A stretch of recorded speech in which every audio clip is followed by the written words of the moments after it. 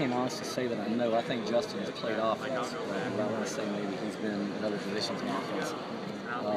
Joe played offensive line, I think, when he first got here, and so he brings some experience there. But tight end, I don't think so. So we're trying to take their strengths and play to that and how we're using them right now. Mm-hmm. And what about Justin Meredith? Have you ever gotten any line on him yet?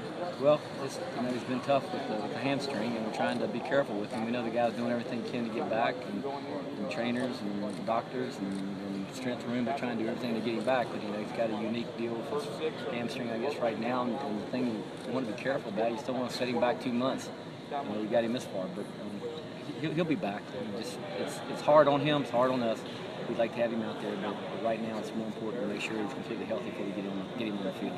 I mean, obviously we'd like to have 5 quality tight ends. What do you feel like is the minimum that you got to have going into the season? You can't say that. I mean, that goes back to the NFL experience. I've been a tight end coach where we've had one, and we win in the game, and what you do is you go with that guy, and you have a plan to go 10 personnel if that happens.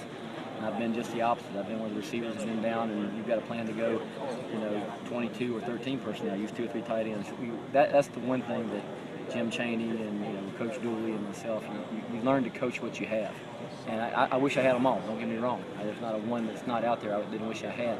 But you learn to ironate and get it done with what you have. Could you talk about Michael and his leadership that he seems to be showing? Right now it's been outstanding. And Mike, there's a history with Mike before even I get here. He's gone through a lot of learning curve, and a lot of growing, and I've just been amazed since January 27th when I've gotten hired, meeting the guy. I see it happening on a daily, weekly basis. I saw it happen over the summer, and that's what this stuff's all about. We talk about it all the time. You mature as a player, but you grow up as a person too, and you learn how to handle yourself. And I think what happens is they look and they see the younger guys come in. I think they see a little bit of themselves in that. And they put their arms around them and help them and explain to them, like, you can do it this way.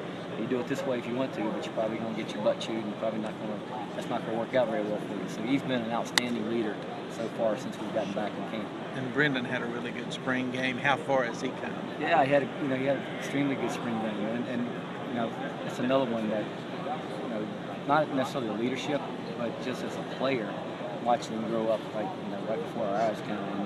And he makes mistakes, but the thing about Brendan is, he takes hard coaching and he gets right back in. He's got a million miles to go. I mean, a million. But how far he's come really since I've got to work with him, to me, it's been amazing. And I'm not talking about me there, I'm talking about him. And I'll go back to what I just said. He's extremely coachable, and you can hard coach him, and I think that's important.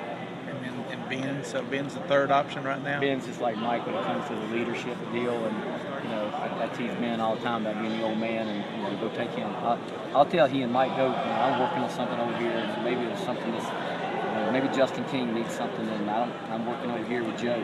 Take him over and coach him. And that's what you need. I've said it many times, being in the division I was in the NFL, I watched the New England Patriots be good year after year after year, and they're still good. And the reason they're good is their older players are the leaders. Their older players understand, and they coach the younger players. And if you ever get it to where your program, right, or your wherever university you're at, you get it that way, and it's when you have it rolling. And your older players tend to be the leaders and the coaches.